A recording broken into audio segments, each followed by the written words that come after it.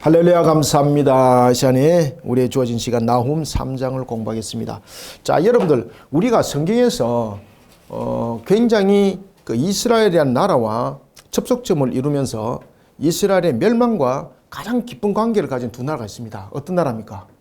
아수르와 그렇죠, 바벨론입니다. 예, 바벨론. 그리고 성경에서 이스라엘과 관계대한 부분들이 가장 많이 등장하는 나라가 어디겠습니까? 애굽과 그리고 아수르와 바벨론입니다.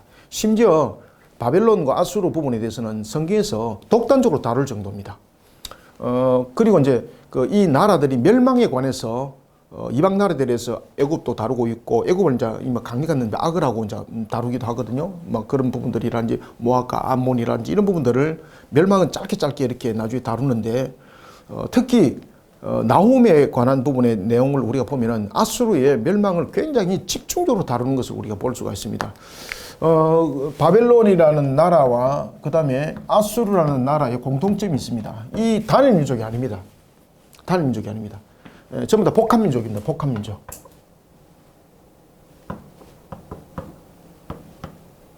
좀 그렇지 뭐가, 아이고 죄송합니다. 아이고 이게 떨어져 가지고. 예. 단일 민족이 아니고 복합 민족입니다. 복합 민족. 그래서 여러 부분에서 연방을 구축하고 있습니다. 연방 구축. 나라가 여러분들 연방을 구축하게 되면은 중앙 집권적 부분에서 강력함이 있어야 되겠죠. 그죠? 중앙 집권적 부분에서 강력함은 필수거든요. 그러기 위해서는 연방 체계를 구축하면은 무엇을 구성하는가 하면은 조직과 제도가 굉장히 단단해져야 됩니다. 조직과 그 다음에 구조적 측면에 있어서 이런 부분들을 단단히 하기 위해서는 하나의 핵심적인 요소가 있어야 됩니다. 그래서 이 연방체계 구축 속에서는 제도가 이 조직과 구조를 단단하게 맞추는 측면에서 제도가 굉장히 강화됩니다. 그래서 바벨론과 아수르가 이러한 조직들을 형성하는 데 있어서 아수르가 굉장히 이런 부분에서는 바벨론보다 더 발전했습니다. 물론 바벨론이 아수르를 나중에 멸망을 시키거든요. 그리고 조직적 구조적인 부분들이 제일로 구성이 잘 됐던 데가 어딘가 하면은 바로 여러분들 잘 아시는 메데바사입니다. 페르시아의 이후에 페르시아도 굉장히 조직적이고 제도가 강화되어 있거든요. 페르시아도 그렇고 그 다음에 이제 헬라 제국도 그렇고 모두 다 이 공통점들이 굉장히 제도를 강화하고 있습니다. 조직과 구조를 만들어 나간 측면. 그 다음에 헬라 제국, 페르시아, 아수르, 바벨론 이 전부 다 연방체계 국가거든요. 연방체계. 전부 다 다민족을 구성하고 있습니다. 그러다 보니까 조직을 잘 관리를 하지 못하면 한 방에 훅 가는 거죠. 특히 이제 이스라엘이라는 것은 단일 민족이지만은 그들은 세력 부분에서는 이들에게 대적이 될 수가 없었습니다. 그리고 이제 이런 연방을 형성했던 국가들이 보면은 주로 이제 이 우리로 말하면은 지방 이런 정책들을 많이 펼쳤습니다. 우리가 이제 느헤미야가 여러분들이 이제 잘 아시는 것처럼 느헤미야와 에스라가 동시대 인물이잖아요. 이때에 페르시아의 왕이 누구였습니까? 아닥사스다죠, 그죠? 아닥사스다. 이 아닥사스다가 굉장히 불안한 시대에 살았었습니다. 그러다 보니까 술 맡은 가는 장과 떡 굽는 가는 장과 같은 그런 애굽에서도 그런 부분들이 있었거든요. 채권들을 굉장히 철저하게 관리를 했었습니다. 자, 이런 부분에 대해서 이제 철저히 관리를 할 수밖에 없었던 것은 다민족으로 형성하다 보니까 세력들이 규합을 해서 자신들에게 반동 세력이 될 수가 있는 거거든요. 이런 부분들에서 충격을 가장 많이 또 받았던 것이 바로 아수르입니다. 아수르. 그리고 또한 바벨론이기도 합니다. 특히 이제 아수르는 멸망을 당할 때 보면 내분이랍니다. 내분이. 이 내분이라는 것은 이제 다민족성도 가지고 있지만은 아버지와 아들 사이에 또 세력이 또 이 다툼이 생깁니다. 그러니까 뭐 권력과 세력 앞에는 뭐 혈육고 뭐가 필요 없다는 것이죠. 그죠? 권력만 잡으면 된다는 이런 부분들에 대해서 성경이 우리 또한 조명해 주고 있습니다. 특히 오늘은 이제 아수르에 대해서 멸망에 대해서 이야기를 하고 있는데 아수르가 왜 멸망을 당할 수밖에 없는가? 두 가지에 대한 원인을 하나님께서 말씀 줍니다. 이 아수르가 첫 번째는 온 천지에 우상을 숭배를 퍼뜨리는 하나의 우리가 이제 제조 공장으로 보면은 원공장입니다. 원공장. 그래 하청 공장들을 많이 만들어 놓습니다. 이런 이제 조직적 구성을 하는 겁니다. 왜냐하면 이제 고대 사회 속에서는 모든 것이 신 중심이거든요. 특히 이제 아수르 같은 경우도 제국의 정책을 펼쳐 나가는 부분에 있어서 안정적으로 펼쳐 나가려 그러면은 결국은 그들을 다스리는 강력함이 있어야 되는 거거든요. 그들이 강력함을 다스리기 위해서는 사람으로의 능력으로는 안 되는 거예요. 무엇을 내세우겠습니까? 신을 내세우는 거예요. 신을. 그래서 하나의 신의 터전들을 만들어가기 시작하는 겁니다. 그러면서 자신들이 점령하는 곳에는 반드시 동이라는 신을 섬기도록 신상을 세우고 그리고 신전을 반드시 세워요. 이런 부분에서 이제 통일성을 가지고 있는 겁니다. 오늘 본문에서 그 이야기를 딱 하고 있는 겁니다. 그래서 오늘 본문에서는 뭐라고 말하는가 하면은 미모의 음녀라고 말하고 있어요. 미모의 음녀. 이게 또 미모의 음녀라고 하니까 야 이게 또 뭐가 뭐 미스 코리아 정도 되는 뭐 어떤 그런 잘생긴 부분들이다 이게 아니고 미모의 음녀라는 것은 당시에 아수르가 기만 정책을 펼쳤고 그리고 제국을 다스리는 측면에서의 이게 무엇입니까? 정책입니다. 정책. 그게 뭡니까? 우상 숭배, 신전을 만드는 것들. 그러니까 점령하는 곳은 반드시 그 신을 섬기게 만들고 그 신전을 반드시 세우게 만드는 거예요. 자, 그 다음에 두 번째는요. 잔혹했습니다. 조직을 구성하고 전체적인 부분에서 단일성을 조직을 형성하고 구조를 형성하다 보니까 다민족이잖아요. 그 다음에 점령을 했습니다. 야, 내가 너희들을 이해해 줄게. 이래 되게 되면은 처음에는 그것이 좋지만은 대들 수도 있죠. 아예 처음부터 못 대들게 만드는 거예요. 그래서는 어떻게 되겠습니까? 그림자만 봐도 놀라게 만들어야 되지 않습니까? 특히 이제 그런 부분에 대해서도 정책을 잘 펼쳤던 사람이 바벨론의 느부갓네살이었습니다. 느부갓네살이 굉장히 잔인했습니다. 그래서 느부갓네살이 지나가는데 사람들이 그냥 그림자만 봐도 아이들한테 느부갓네살이가 다 지나간다 이러면은 울던 아이들도 조용해질 정도로 아시겠습니까? 두려움이 있습니다. 두려움. 자, 아수르가 그런 정책을 펼쳤습니다. 이런 이제 다민족을 형성하다 보니까 전체적인 부분에서 점령한 땅에 대해서 잔인함을 내포해야만이 이들이 두려움을 가지지 않아요. 아수르에게 대항할 마음도 안 가지지 않습니까? 그러한 두 가지 정책을 펼쳤던 것입니다. 그래서 아수르에 대한 이러한 부분들에 그들이 심판을 받을 수밖에 없는 이유를 하나님께서는 오늘 특히 3장을 통해서 이 두 가지 부분들을 이야기를 합니다. 그리고 이 두 가지 부분들은 굉장히 은유적 부분들이고 상징적 부분들로서 이 단어를 표현하고 있습니다. 그리고 하나는 이런 아수르, 우상 숭배, 특히 이제 아수르는 우상을 숭배한 것으로 안 끝냈죠. 그죠? 우상을 심는 나라였죠. 그죠? 심는 나라로서의 그 역할들. 굉장히 잔인했던 이 아수르가 하나님께서 어떻게 심판하십니까? 그래서 하나님의 심판의 기준은 공의입니다. 공의. 그 공의성은 제가 이제 계속해서도 소선지서에서 말씀드렸죠. 그죠? 하나님의 공의성 속에는 동해적 부분들이 이 동해 서해가 아닙니다. 동해라는 것은 같을 동자입니다. 같을 동자. 같은 해를 입힌다. 이래서 우리가 동해, 여러분들이 잘 아시는 동해보호법 기억나죠? 그죠? 동해보호법. 그래서 하나님의 공의가 동해적 측면에서의 발동을 하게 됩니다. 따라서 아수르가 멸망을 당할 때 단순하게 멸망당하지 않습니다. 자신들이 그렇게 침공했던 것처럼 잔인하게 짓밟히게 하나님께서 그 모든 것을 집행해 나간다라는 것입니다. 자, 그러면 우리가 텍스트 3장 1절부터 봅시다. 자, 화 있을진저 피의 성이요. 자, 여기서 피의 성은 무엇을, 누구를 말할까? 피의 성은. 예? 여기 니느웨입니다. 니느웨. 니느웨의 잔인성을 말합니다. 잔인성. 이거는 니느웨가 짓밟히는 모습을 하고 있는 것이 아닙니다. 이거는 니느웨가 잔인하다는 거예요. 왜 잔인했죠? 제가 앞에도 말씀드렸죠. 제국을 형성하려다 보니까 타민족들이 자신에 대해서 대항을 하지 못하도록 하려면 잔인해야 되는 거예요. 그래서 사람의 껍질도 뺏기고 뭐 이런 식으로. 그리고 여러분들이 잘 아시는 것처럼 특히 이제 바벨론도 그런 정책들을 많이 펼쳤거든요. 점령한 땅에는 반드시 말뚝형을 세웠습니다. 그 말뚝형을 세워서 자신의 신의 이름으로 그들을 저주해서 죽이는 거예요. 그래서 매달려서 피를 말려서 죽이는 겁니다. 땅에 피 한 방울도 떨어지지 아니하고 그런 잔인성 속에서 발달했던 것들이 이제 이런 말뚝형들. 그 다음에 이제 이것이 로마 제국, 헬라 제국에서도 그것이 굉장히 발달했거든요. 로마 제국에서는 이것이 굉장히 어미적 부분들로서 함께 발달하는데 그것이 T자형으로서 이 말뚝형이 발전합니다. 십자가 유형들이. 자, 이와 같이 니느웨가 얼마큼 잔인한지를 그냥 한 단어로 딱 표현하는 거예요. 뭔 성이다? 피의 성이다. 화 있을진저. 그래서 화 있을진저는 첫 번째 이유가 잔인성. 하나님으로부터 심판받는 이유가 잔인성. 그 다음에 두 번째 이유는 사절에서 미모의 음녀. 적어놓고 이미 갑시다.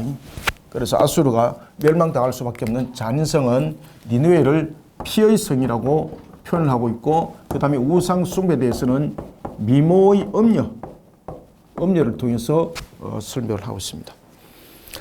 화이슬신저 피의 성이여 그 안에는 거짓이 가득하고 포악이 가득하며 탈취가 떠나지 아니하도다. 자, 여기서 잔인성만 있는 것이 아니에요.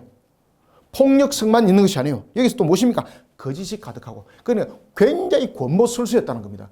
예를 들어서 아수르가 점령을 할 때에 너희들이 나와 함께 하면은 너희들은 큰 소득을 얻을 것이야. 이렇게 딱 해놔놓고 자신이 취할 것 딱 취하고 자신과 함께 했던 상대 바로 죽여버리는 거예요. 이런 잔인성과 그 다음에 교활함과 이런 부분들이 함께 가미되어 있던 부분들을 종합했다. 그것을 아수르라고 말하는 거예요. 그래서 다른 사람 것을 뺏기 위해서는 때로는 거짓말도 하고 때로는 위선도 하고 때로는 어떻게 폭력도 행하고 그러면서 같은 한 팀이다 하고 했지만 결국 남는 것은 누구만 남는다? 자기만 남는 거예요. 자기만. 전부 다 처치하게 만들어 놔놓고 남은 하나가 있으면은 왜 조커가 그렇게 하잖아. 그죠? 이런 보시면은 조커가 뭐 은행 같은 거 털다가 자신이 같은 편이 막 은행에 다 털고 나면은 자기 혼자 남기고 나중에 은행 털었던 사람 다 죽이잖아. 그죠? 그리고 자기가 그거 다 들고 하잖아요. 아수르가 딱 콧모습입니다. 아수르. 화이슬진저 피의 성이여 그 안에는 거짓이 가득하고 포악이 가득하며 탈취가 떠나지 아니하도다. 아시겠죠? 그래서 탈취가 떠나지 않는다는 것은 이와 같은 아수르의 그러한 수단과 방법을 가르지 아니하는 그러한 모습을 불의한 모습을 설명하고 있습니다. 자, 이런 그러면은 아수르 니누에는 어떻게 되는가? 자, 동해보복법 하나님께서 공의를 발동합니다. 자, 어떻게 하는가? 자, 2절 휙휙 하는 채찍 소리, 윙윙하는 병거 바퀴 소리, 뛰는 말, 달리는 병거. 이게 뭡니까? 니누이가 침공을 당하는 모습입니다. 이게 니누이가 그렇게 했던 것처럼 그렇게 하나님께서 동해 아시겠습니까? 그 값을 지불하게 만든다는 겁니다.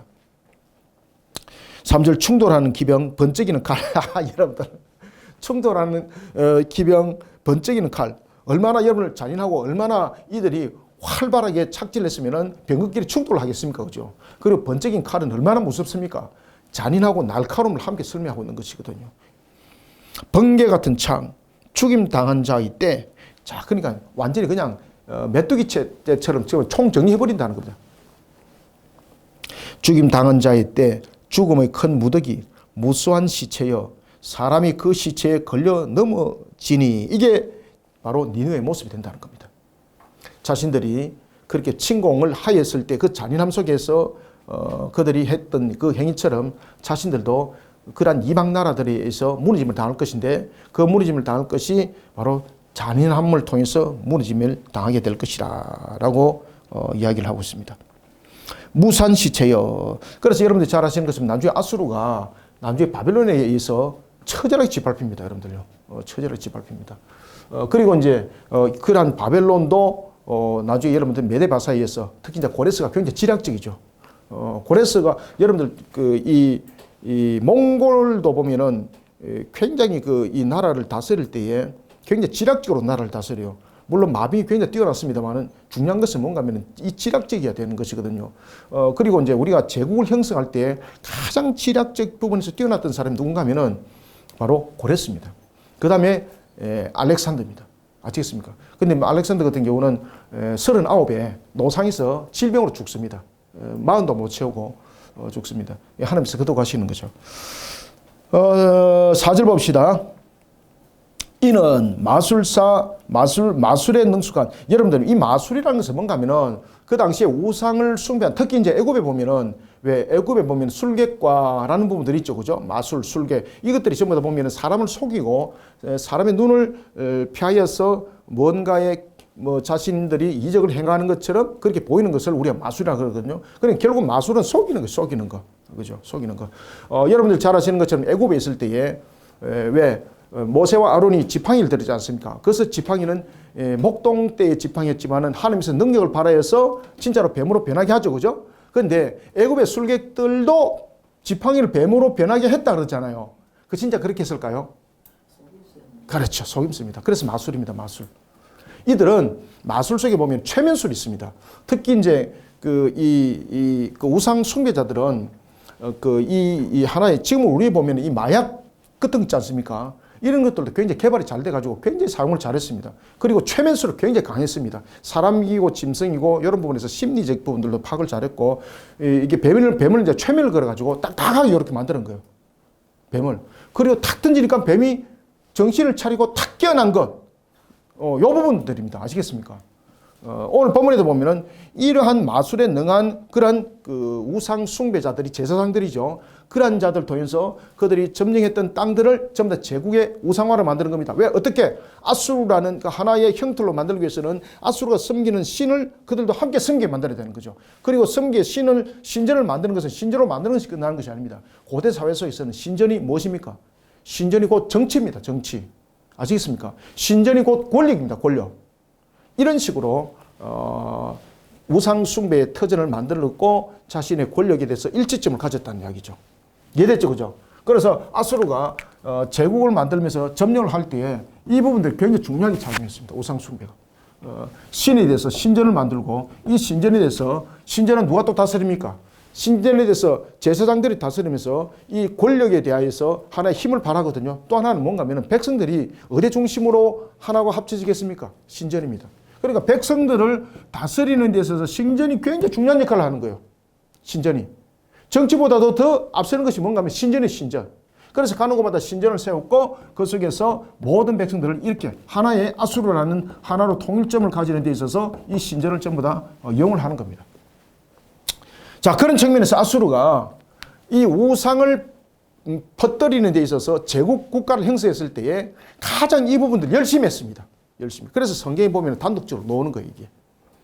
바벨론이라든지 페르시아는 그렇지 않습니다. 특히 이제 페르시아 같은 경우는 다민족을 형성하고 있으면서 그들의 신을 인정해 주었습니다. 아시겠습니까? 이것이 고레스 칙령이에요.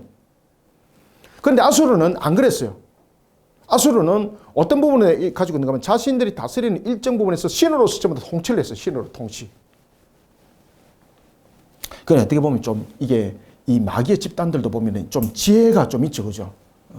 그렇게 다스렸다는 겁니다. 4절. 이는 마술에 능숙한 미모의 음녀가, 여기서 미모의 음녀라는 것은 아수르가 약속 국가들을 간교하게 기만술책을 펼쳐서 그들을 사로잡았다는 것인데 이 미모의 음녀가 어떤 역할을 했을까요? 마술이라는 거죠. 바로 이같이 우상 숭배 신전을 세워서 그들을 이렇게 영적으로도 다스리는 그러한 조직들을 구성했다는 겁니다. 이는 마술에 능숙한 미모의 음녀가 많은 음행을 함이라. 그가 그의 음행으로 여러 나라를 미혹하고 그의 마술로 여러 족속을 미혹하느니라. 이게 이제 뭡니까?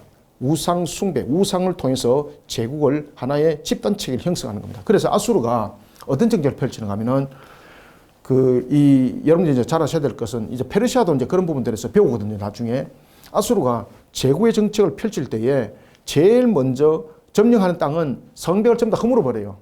성벽을 허물어 버린다는 것은 그들에게 권세가 없다. 그들의 신은 지킬 수 없다. 그들의 신은 이미 우리 신에게 굴복당했다라는 뜻이었거든요. 그래서 성벽들을 전부 다 허물어 버려요. 그렇지만은 페르시아도 이제 그런 정책을 펼치거든요. 그렇지만은 자신의 제국을 따르는 자들에게는 그 이제 도정책을 펼칩니다. 우리로 말하면은 그 당시 이제 뭐 24성읍 도읍을 갖다 가지고 있었거든요.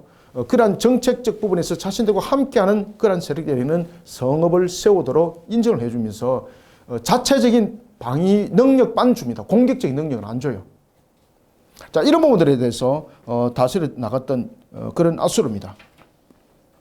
5절 보라 내가 네게 말하노니 만군의 여호와의 말씀에 네 치마를 걷어 올려 네 얼굴에 이르게 하고 네 벌거벗은 것을 나라들에게 보이며 네 부끄러운 것을 민족에게 보일 것이요. 자, 그러면은 아수르가 어떻게 멸망을 당한다는 것입니까?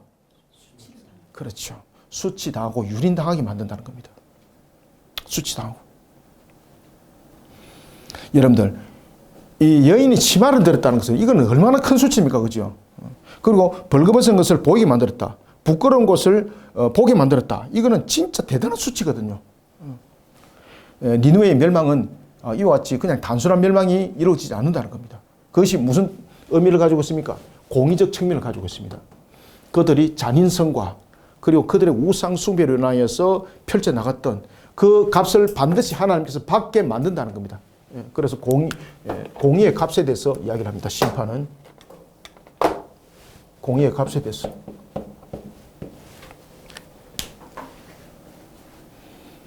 6절 내가 또 가증하고 더러운 것들로 네 위에 던져 능욕하여 너를 구경거리가 되게 하리니. 이게 여러분들 이 가증하고 더러운 게 무슨 무엇이겠습니까? 예? 아닙니다. 지금 가증하고 더러운 것을 통해서 구경거리가 되게 하겠다는 거잖아요. 그럼 여기서 가증하고 더러운 것은 뭔가 하면요, 오물과 배설물 같은 겁니다. 똥 같은 거 던져가지고, 다시 말하면은 자존심을 어마어마하게 상하게 만든다는 겁니다. 자존심까지 확 그냥 무너뜨려 버린다는 겁니다. 7절 그때에 너를 보는 자가 다 네게서 도망하며. 이게 무슨 말인가 하면은 니느웨이가 연방국가라 그랬잖아, 그죠? 다민족 국가. 그러면은 다민족 국가를 형성하고 있으면은 여러 가지, 예를 들면 18성읍, 24성읍 있으면 이게 주류를 이렇게 도성을 이루고 있습니다. 지금 이게 이제 무슨 말인가 하면은 이런 상태 속에서 니느웨를 따랐던 그들이 이제는 니느웨를 덩지고 전부 다 도망간다는 겁니다.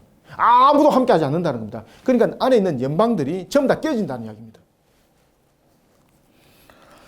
7절 그때에 너를 보는 자가 다 네게서 도망하며 이르기를 니느웨가 황폐하였도다. 누가 그것을 위하여 애곡하며 내가 어디서 너를 위로할 자를 구하리오 하리라. 그러니까 연방체계를 구성하고 있던 그 구성체계가 다 무너진다는 겁니다. 다 무너지면서 그 아수르가 하나의 포고령을 선포합니다. 모두 다 병사를 직결시켜라. 우리가 지금 적들이 쳐들어오고 있다. 우리가 그를 방을 해야 된다라고 불렀다. 그러면 그 성읍에서 온다 안 온다? 안 온다. 니 내하고 무슨 상관이 있노? 지금 이야기입니다. 아시겠습니까? 니 내하고 무슨 상관이 있노? 그렇게 치욕을 당한다는 겁니다. 너를 위로할 자를 구하리오 하리라. 8절 네가 어찌 노아몬보다 낫겠느냐. 자, 여기에서 이제 하나의 비유적 측면에서 상대를 비교를 합니다. 노아몬은 어디 지역인가 하면은 애굽도 보면은 남쪽으로 더 내려가는 지형들이 있거든요. 노아몬. 이 노아몬을 이 히브리인들은 노아몬이라 부르지를 않았습니다. 노아몬에 부르지 않고 테베라 불렀습니다. 테베. 히브리인들은 이것을 테베라 불렀습니다. 테베. 이 노아몬은 그 남애굽의 수도입니다. 남애굽의.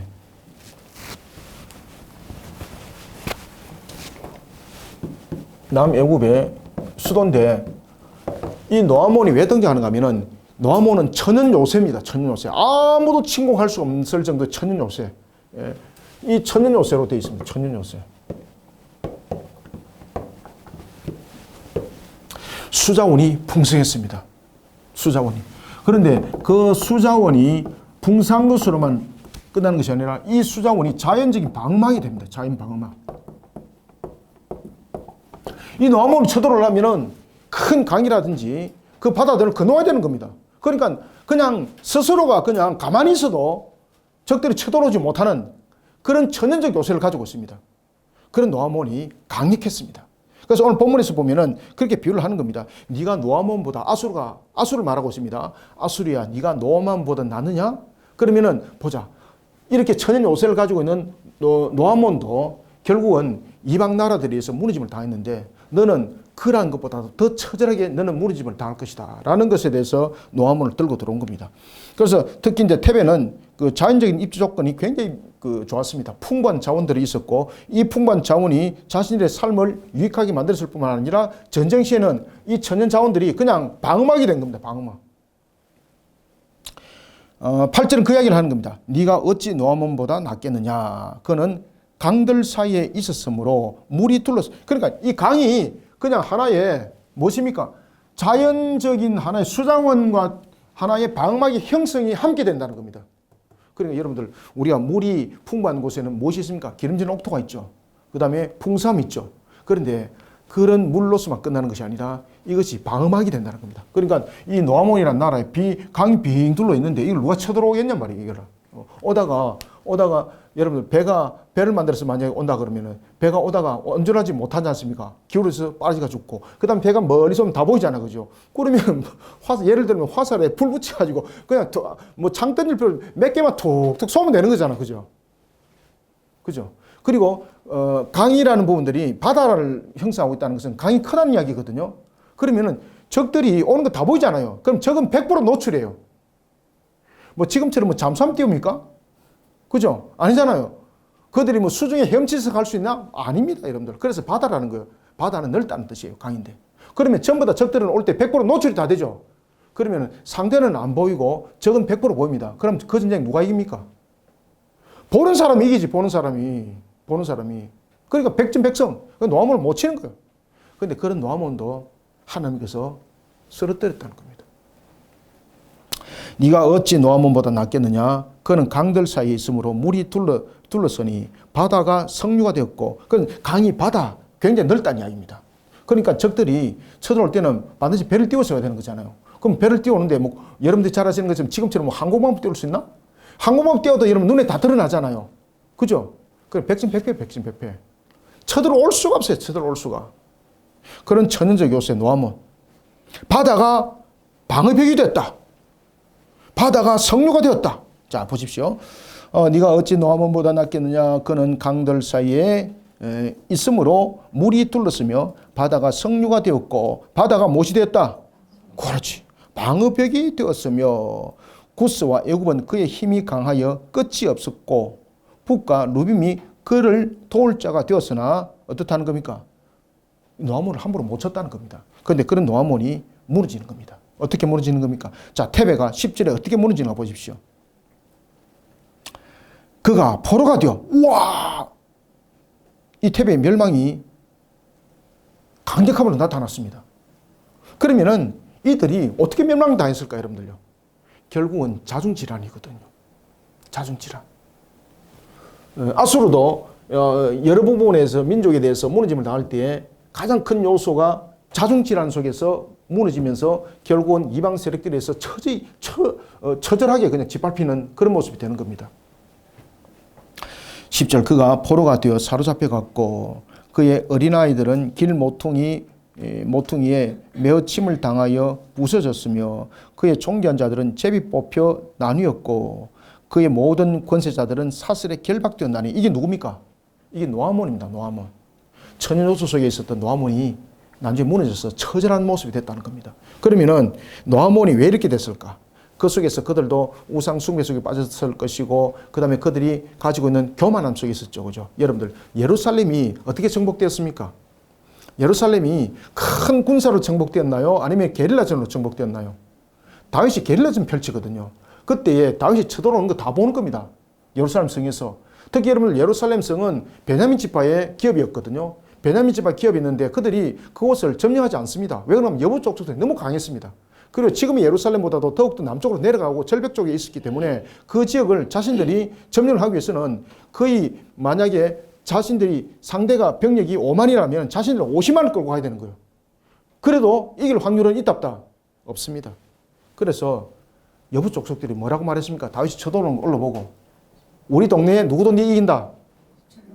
그렇지. 우리 동네 절름발이도 네 이긴다. 왜 이길까요? 절름발이가 뭐 뛰어다닐 수 있습니까? 높은 지형에서 올라오니까 앉아가지고 돌만 탁탁 던지면 되는 거예요. 그러면은 그 돌이 여러분들 밑에서 위로 던지는 돌이 아니고 위에서 밑으로 던지는 돌입니다. 그거는 맞으면 죽습니다, 바로. 그래서 절름발이도 이긴다고 말을 할 정도였습니다. 노아몬이 바로 그런, 테베가 바로 그런 지형이었습니다. 그러다 보니까 노아몬이 어땠을까요? 굉장히 교만해지죠. 그러면서 자신들의 모습 속에서 안에서 이게 내분이 일어나서 터져버리는 거예요, 안에서. 바벨론도 그렇게 터집니다. 아시겠습니까? 아수르도 그렇게 터집니다. 제국들이 형성되었던 제국들이 터지는 것들이 보면 대부분 다 전부 다 내부 분열로 터집니다. 내부 분열. 그 모습 속에서는 인간에 대한 교만이 굉장히 강력하게 작용합니다. 그래서 테베가 멸망을 당하여서 어떻게 되는가 보라는 겁니다. 그가 10절 그가 포로가 되어 사로잡혀 갔고 그의 어린아이들은 길 모퉁이에 메어침을 당하여 부서졌으며 그의 존귀한 자들은 어떻게 제비 뽑혀 나뉘었고 이게 노예로 팔려가는 겁니다. 이거 제비 뽑혀 나뉘었고 그의 모든 권세자들은 사슬에 결박되었나니. 사슬에 결박이 되는 것은 그냥 단순한 결박이 아니죠, 그죠? 몸을 구멍을 뚫습니다, 여러분들요. 특히 이제 이 고대 때에 이게 이제 아수르가 그리고 이제 바벨론이 포로로 사람들 끌고 갔을 때 특히 이제 바벨론이 포로 끌고 갔을 때 사람들 어떻게 합니까? 요 볼과 볼 사이에 요걸 다 뚫어 버립니다. 그래가지고 철로에 연결시킵니다, 이렇게. 도망갈 수 없죠, 그죠? 도망가려면 이 다 뜯어야 되잖아요. 그럼 죽습니다, 여러분들요. 짐승처럼 끌려갑니다. 느부갓네살도 그렇게 끌려갑니다. 그래서 느부갓네살이 바벨론 오기 죽습니다. 그래서 사슬에 결박된다는 거죠. 잔인하게 포로되어서 잡혀가는 겁니다. 11절 너도 술에 취하여 숨으리라. 너도 원수들 때문에 피난처를 찾으리라. 아수르도 터베처럼 다른 나라에 의해서 처참하게 멸망될 것이 예언되어 주고 있습니다. 이게 뭡니까? 이게 그냥 단순한 멸망이 아니고 무엇이라는 겁니까? 공의의 값이라는 겁니다. 공의의 값. 공의의 값. 그래서 이것을 여러분들 그냥 잔인성 이렇게 보시면 안 됩니다. 이들을 통해서 하나님께서 멸망을 통해서 말씀을 주실 때는 항상 공의성을 말하고 있습니다. 공의성. 12절 네 모든 산성은 무화과 나무에 처음 익은 열매가 흔들기만 하면 먹을 자의 입에 떨어짐과 같으리라. 이게 뭡니까? 무기력하게 무너지는 겁니다. 무화과 나무에 처음 익은 열매 풍성하게 맺잖아, 그죠? 그냥 흔들기만 잘 익어서 흔들기만 해도 떨어지지 않습니까? 그들이 무너지면 그렇다는 겁니다. 그러니까 그들의 화려함, 그들의 제국의 형성, 무화과 나무라는 부분에서 하나의 제국이 형성되어 있잖아요. 그러면 그 속에서 연방에 대한 부분들이 각 성읍들이 18성읍, 24성읍들이 전부 다 이렇게 전부 다 결과물들이거든요. 그 결과물들이 어떻다? 그냥 밑에서 흔들어도 다 떨어진다. 아수르도 이와 같이 처참하게 무너짐을 당할 것은 무기력하다는 겁니다. 왜 무기력할 수밖에 없었을까요? 자신들이 다민족을 형성했을 때 그 성읍들이 어떻게 하는 겁니까? 일치점을 안 가지고 이제 안 도와준다는 겁니다. 그래서 무기력한 겁니다, 이게. 그전에는 아수르 왕이 예를 들어서 이제 사네림이 여러분들에게 이제 그 정복 전쟁을 펼칠 때에 예루살렘을 둘러싸지 않습니까? 그죠? 그래 얼마나 겁났습니까? 그런데 그때도 전부 다 이 다민족의 여러 가지 하나의 형성을 두고 있는 겁니다. 그 일치점을 가질 수밖에 없는 것은 그 당시 아수르의 강력함이 그들에 대해서 훈령이 될 수밖에 없었고 그 훈령은 그들의 집행이 될 수밖에 없었습니다. 그 훈령을 어기는 자는 다 죽임이잖아요. 그럼 따를 수밖에 없는 거예요. 근데 지금은 무성한 나무, 무화과 나무에 열매가 있는 것은 각 성읍들의 하나의 그 다민족들을 말하고 있거든요. 이제는 아수르가 보니까 이 완전히 막 끝난 나무라 보니까 너희들은 나를 위해서 싸워야 돼 이렇게 말하니까 뭐라고 말합니까? 네가 나하고 무슨 관계냐? 네가 나하고 무슨 관계냐? 지금 이겁니다. 그러니까 싸울 필요도 없다는 거죠. 싸울 필요도 없이 흔들기만 해도 다 떨어진다는 겁니다. 아시겠습니까? 이렇게 허무하다는 겁니다. 그 무기력함이 바로 허무함으로 나타나는 겁니다. 네 모든 산성은 무화과 나무에 처음 익은 열매가 흔들기만 하면 먹는 자의 입에 떨어짐과 같으리라. 네 가운데 장정들은 여인 같고, 야, 여러분들 이게 장정들이 여인 같다는 것은 무엇입니까? 전의를 상실한 상태입니다. 장정은 말 그대로 굉장히 활력이 있고 용맹스럽고 그런 하나의 강력함을 나타내고 있지 않습니까? 근데 그 강력함을 나타내고 있는 장정이 무엇입니까? 여인 같다. 이게 뭡니까? 전의를 상실해 버렸다는 거죠. 왜 전의를 상실할 수밖에 없는 겁니까? 이 아수르라는 이 연방체가 무너져 버린 거죠. 아수르라는 연방체가 무너져 버리니까 전부 다 전의가 상실되는 거예요, 이게. 그래서 장정이지만은 무엇과 같아? 여인과 같아. 이렇게 말하는 겁니다. 목사님, 여인들 가운데서도 강력한 여인들이 있어요. 또 이렇게 시비 걸면 안 됩니다. 여기서 여인은 무엇을 비유하고 있습니까? 연약함. 연약함을 비유를 하고 있습니다. 네 가운데 장정들은 여인 같고 네 땅의 성문들은 네 원수 앞에 넓게 열리고 빗장들은 불에 타도다. 그래서 성문들이라는 것은 하나 연방을 구성하고 있는 이런 다 여러 가지 이제 성읍들 단위로 되어 있는 이 부분들을 말하고 있습니다. 그러니까 이게 이제 일치점을 가지지 못하고 전부 다 각자 개인 플레이 전부 다 찢어졌다는 겁니다.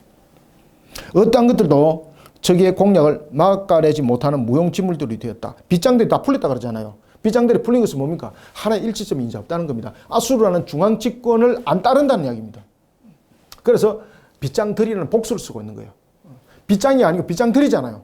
그럼 빗장들이라는 것은 이 아수르가 가지고 있는 연방체계를 말하고 있는 것이거든요. 아수르의 연방체계가 무너졌다는 뜻입니다. 아수르의 연방이. 그래서 아수르가 자, 이스라엘은 제국이 아니잖아요. 그죠? 아수르는 무엇입니까? 다민족으로 형성되어 있습니다. 그래서 제국이에요, 제국. 이 제국이 구조가 무너졌다는 뜻입니다. 그래서 여기서 보면 빗장이라는 것을 하나를 쓰지 않죠. 빗장이라는 것을 하나를 쓰게 되면은 자꾸 밭장이 되는.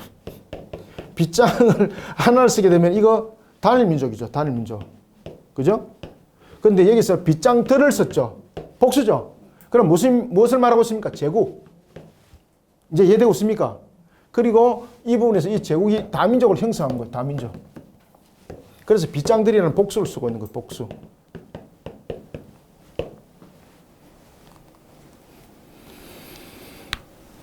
성문들, 빗장들, 그죠? 13절. 그래서 이것을 단순하게 보지 마십시오. 이것이 이제 보면은 아수르가 어떤 형태를 구축하고 있는가를 설명하고 있는 겁니다.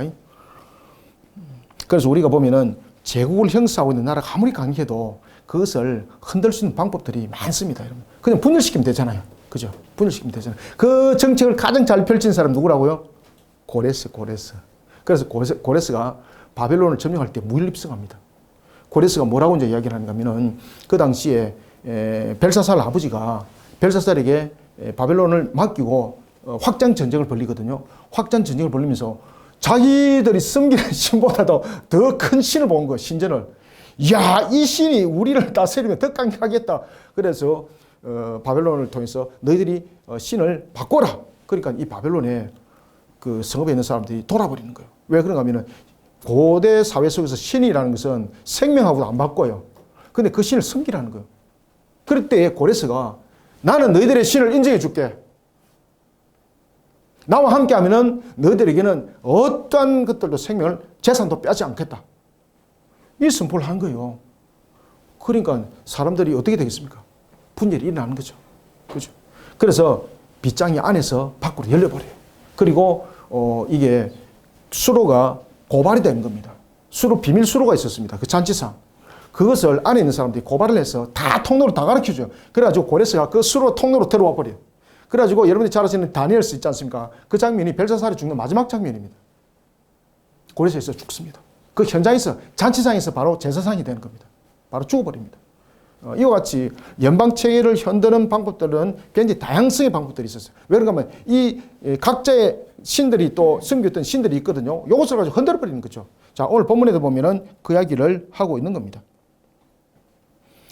네 가운데 장정들은 여인 같고 네 땅의 성문들, 그죠? 복수죠? 성문들은 네 원사앞에 넓게 열리고 빗장들은 불이 타도다. 그러니까 안에서 열려버리는 거예요. 흔들어버리는 거예요. 14절 너는 물을 길어 애워살 것을 대비하며 너의 산성들을 견고하게 하며 진흙에 들어가서 흙을 밟아 벽돌 가마를 수리하라. 이게 니느웨의 멸망이 이미 작정되었고 그리고 그들이 어떠한 노력을 해도 소용이 없다. 그래서 이 니느웨의 멸망은 어떤 하나의 제국과 전쟁이 아니라 하나님의 무엇이라는 겁니까? 하나님의 심판이라는 겁니다. 그래서 네가 준비할 거 다 준비해봐라. 너희들이 능력 속에서 할 수 있는 거 다 해봐라. 그런데 그 능력 속에서 할 수 있지만 그 모든 것들은 무엇을 가지고 있습니까? 전부 다 유한성을 가지고 있습니다. 유한성. 그런데 하나님께서 이들을 심판하기로 결정했죠. 그 심판을 결정한 심판의 능력은 뭡니까? 전능성이죠. 전능성. 이 전능성이 어떤 전능성입니까? 무한성을 가지고 있는 전능성입니다. 그러니까 어떠한 대비를 하더라도 소용이 없다. 소용이 없다는 겁니다. 너는 물을 길어 애워사일 것을 대비하며 그래서 장기간 전쟁에 대해서 너희들이 한번 선포를 해봐라는 겁니다. 장기전을 통해서도 한번 준비를 해봐라는 겁니다. 그래서 쉽게 말하면은 지금 이 장기전 부분에 대해서도 함께 이 속에 거론되고 있는데 그 당시에 이 니느웨 성은 여러분 잘 아시는 것처럼 먹는 문제, 마시는 문제들이 세상적인 측면으로 말하면은 무너질 것이 없는 데입니다, 이게. 그러니까 하나님께서 말씀하시는 겁니다. 너희들이 말하는 대로 너희들이 정말 천년 오세와 같다고 말했는데 그럼 너희들 먹을 거 충분히 준비해봐. 마실 거 충분히 준비해봐. 어떤 결론이 나오는가 한번 보자. 지금 그 말입니다. 그래서 여기서 무엇이 등장합니까? 너치가 등장하는 겁니다. 너치. 너치라는 벌레는 이삭을 싹 다 갉아 먹어버리죠. 그죠? 메뚜기가 되기 전에 단계죠. 14절 너는 물을 길어 애워 쌓일 것을 대비하며 너의 산성들을 견고하게 하며 진흙에 들어가서 흙을 밟아 벽돌 가마를 수리하라. 어떻게 하겠다? 거기서 불이 너를 삼킬 것이다. 15절 거기서 불이 너를 삼키며 칼이 너를 베기를 어떻게 하겠다? 너치가 먹는 것 같이 하겠다. 여러분 너치가 메뚜기로 성숙된 그 이 단계가 가기 전에 이렇게 이제 그 벌레로서 이렇게 성숙 단계 있지 않습니까? 그죠? 그냥 줄기 있는 거 그냥 다 깔고 먹어버리잖아요. 너치 떼가 이렇게 내려앉아서 그렇게 너희들이 준비한 것들 모든 것들을 그렇게 너치가 줄기를 다 갉아 먹듯이 그러한 부분들을 통해서 내가 너희들을 무너뜨릴 것이다. 그러면 너희들의 모습들은 때를 많이 이제 갖추어서 메뚜기 같이 하더라도 여기서 말하고 있는 이 메뚜기 같이라는 것은 수많은 사람들을 너희들이 끌어모아서 전력을 한번 형성해봐라라는 것이거든요. 그리 할지라도 여러분들 불로 태워버리면 어떻습니까? 메뚜기? 그렇죠. 다 죽는 거잖아. 그죠? 그래서 무엇으로 삼킨다? 그래서 불로 삼킨다는 거예요. 불로서. 이 불로서 삼킨다는 것은 불은 우리가 불은 진노함도 있고 그 다음에 불은 무엇입니까? 공의성도 있습니다. 이 속에 다 태워버리지 않습니까? 그 다음 또 하나는 불은 이 불이 태우는 하나의 역할이 있습니다. 역할. 이 부분들을 진노, 공의, 역할 이 부분들을 불을 통해서 전부 다 세 개를 다 함께 설명합니다. 아시겠죠? 그죠? 그래서 불이 너를 삼킬 것이라고 말하는 거예요. 불이 너를 삼키며 칼이 너를 베기를 어떻게 하겠다? 너치가 먹는 것 같이 하리라. 네가 너치같이 스스로 많게 할지어다. 그러면서 너치같이 많게 하고 니도 한번 해봐. 그리고 너희들이 메뚜기 떼처럼 많이 모아봐라는 거죠. 그렇게 해서 하나님을 대항해보라는 겁니다. 네가 메뚜기같이 스스로 많게 할지어다. 그래서 여기서 보면은 앞에서 너치와 뒤에서 메뚜기는 지금 다른 비유적 측면을 말하고 있는 겁니다. 지금 이해됐죠? 그죠? 앞에 너치는 그 아수르가 공격을 당하는 모습이고 뒤에 메뚜기라는 이 부분들은 아수르가 사람들을 병력들을 끌어모아서 대항하는 모습이에요. 그렇지만 하나님께서 전부 다 모든 것을 나중에 어떻게 하는 겁니까? 그래서 앞에서 불이 나타났죠. 그죠? 불은 메뚜기를 그냥 태워버릴 수 있는 간단한 그 조치거든요. 따라서 불이라는 것은 하나님의 진노하심, 그 다음에 공의 발동, 그 다음 불이라는 것은 그들을 어떻게 멸할 것인지에 대한 역할을 말하고 있는 겁니다. 그냥 하나님의 총정리, 썰어버린다는 겁니다.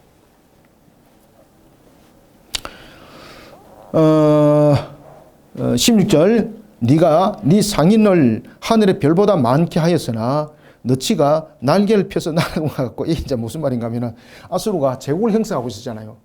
제국을 형성하다 보니까 상인들 가운데서도 아수를 끼고 이제 장사를 많이 했던 이 상인들의 이 하나의 연합체들도 있었습니다. 그들은 아수르와 함께 하기만 하면은 그저 그들은 검은 보화가 자신들이 굴러온다 이렇게 봤던 겁니다. 그런데 그런 상인들이 이제 아수르가 아무 힘도 없고 능력도 없으니까 어떻게 한다는 겁니까? 다 떠나버린다는 겁니다. 그런 모습이라는 거죠. 16절 네가 네 상인을 하늘의 별보다 많게 하였으나 하늘의 별보다 많게 했다는 것은 니느웨가 굉장히 무역업에도 집중을 했다는 이야기지 않습니까? 여러분들 그 애굽이 강력했던 그 이유들 가운데는 보면은 나일강을 통해서 그들의 옥토가 기름진 것도 있었지만 나일강을 통해서 무엇을 했습니까? 무역을 해서 그들은 많은 것을 자신들의 부분들에서 부도 얻었지만은 무역을 통해서 자신들이 알지 못하는 것도 많은 부분들 신무기 같은 것도 많이 수입을 하게 되면서 또 개발을 하게 된 거죠. 여러분들 특히 그 애굽에서 굉장히 과학적으로 땅을 옥토지게 했던 그 가운데서 하나의 방법이 뭔가 물레입니다. 물레.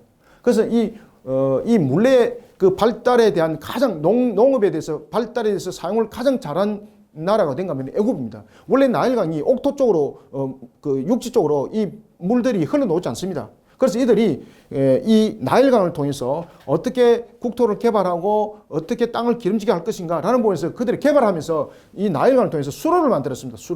수로를 만들고 나일강이 역회전하도록 그래서 물레를 만드는 거예요. 물레. 그래서 노예들이 그 물레를 밟은 거죠. 카다란 우리로 말하면 펌프죠. 펌프. 그래서 이 물레를 통해서 그 밖에 있는 물이 안으로 들어오게 만드는 거예요. 이게 애굽입니다. 이게. 오늘 본문 속에서 보면은 그런 이야기를 지금 하고 있는 겁니다. 그러니까 너희들이 상인들이 하늘의 별보다 많겠지만은 하늘의 별보다 많겠다는 것은 그 당시에 니느웨가 이런 무역을 통해서도 굉장히 많은 부를 누리게 했다는 겁니다. 그 모든 것들이 이제 풍지박산 난다는 겁니다.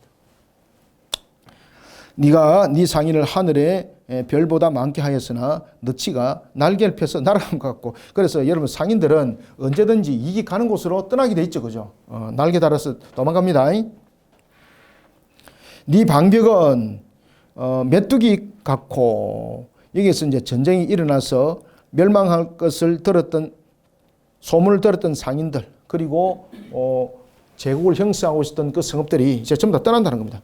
네 방벽은 메뚜기 같고 너의 장수들은 큰 메뚜기 떼가 추운 날에는 울타리에 깃들였다가 해가 뜨면 날아간 것 같으니. 여러분 보십시오. 장수들이 날개 달고 도망가 버립니다. 전부 다. 그죠? 이 국가적인 위기 상황 속에서 자신들의 직무, 임무를 감당하지 안 하는 거죠. 왜? 다른 민족이 아니잖아. 그죠? 그러니까 내가 여기서 죽어야 될 이유가 뭐가 있지? 개념이 없는 거잖아요. 자, 여러분들, 제가 이제 이 인터넷상에서 하나 본 것이 있는데, 여러분, 2차 대전 때에 독일이 강력했잖아요. 그죠? 독일이 왜 강력했을까요?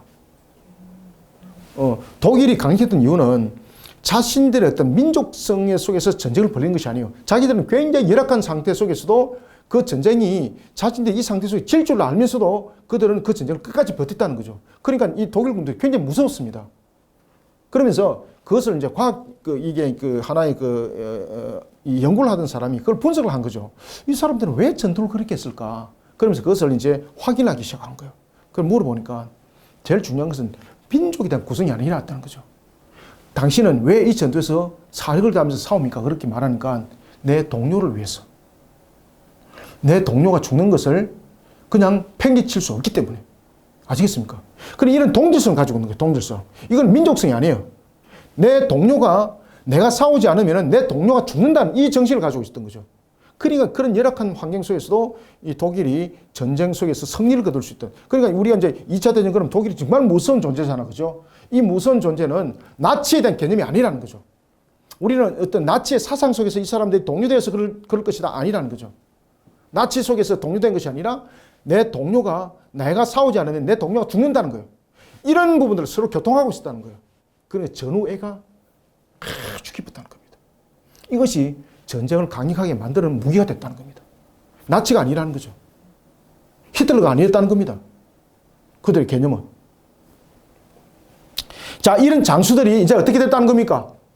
이런 하나의 같은 개념, 동지 개념을 가지고 있지 않습니다.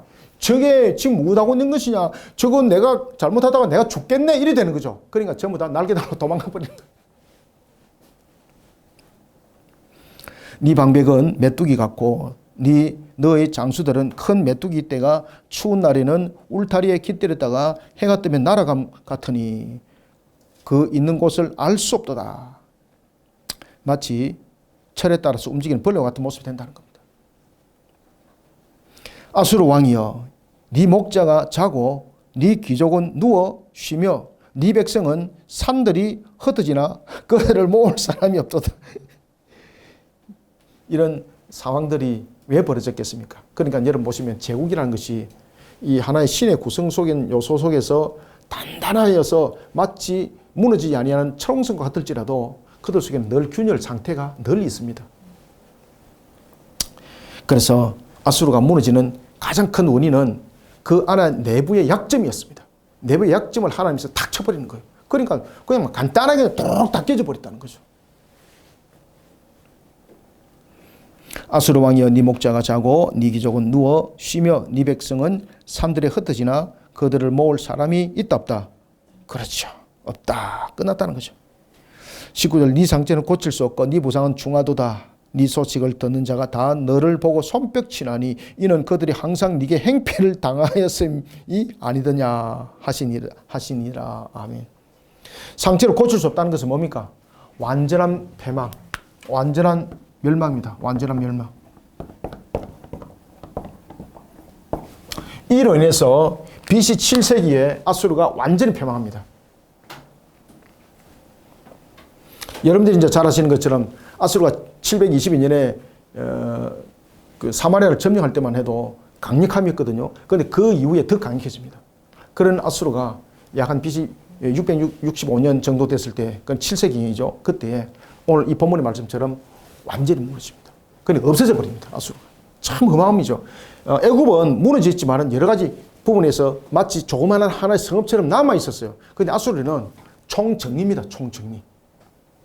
아무것도 안 남습니다. 그래서 여러분들 보시면은 우리가 여러 가지 부분에서 세상이 우리 속에 위압감을 주고 강건함 속에서 우리를 공격할지라도 그들은 아수르 모습과 같아요. 안에 늘 이렇게 무너진 존재를 가지고 있어요. 하나님에서 탁 치면은요, 흐트러짐이 한순간에 한순간. 우리는 하나님을 향한 신앙으로 우리가 연합을 이루고 일체를 이루어야 돼요. 그러면은 어떤 것도 우리를 무너뜨리지 못해요, 여러분들. 그래서 신앙은 혼자 하지 마시고 항상 하나님을 향한 신앙으로 연합을 이루고 일체를 이루시길 바랍니다. 그래야만이 어떤 악한 것들도 우리를 침투하지 못하고 무너뜨리지 못합니다. 자, 오늘은 나옴 여기까지 하겠습니다. 감사합니다. 수고하셨습니다.